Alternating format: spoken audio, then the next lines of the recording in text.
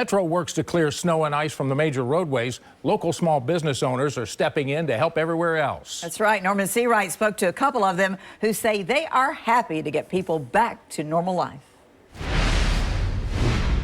After a massive snowfall like this, it's easy to feel overwhelmed with the amount of snow and ice on the ground. But thankfully, you have some people in the neighborhood who, even though they are running businesses, they're good Samaritans too. This is it's an elderly lady, and this one we're just doing for, to help her out.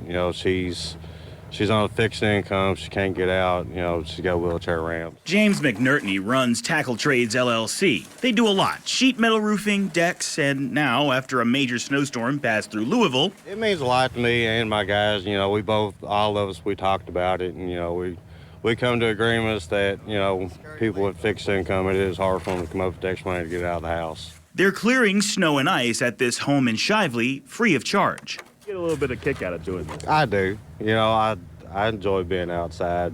It's a lifestyle. It's a mindset. You're going to be cold and tired. You just got to go. Brody Pierce with C&P Contracting feels the same way. It's a labor of love. Finish up a commercial and churches for Wednesday service, and then tomorrow will be residential.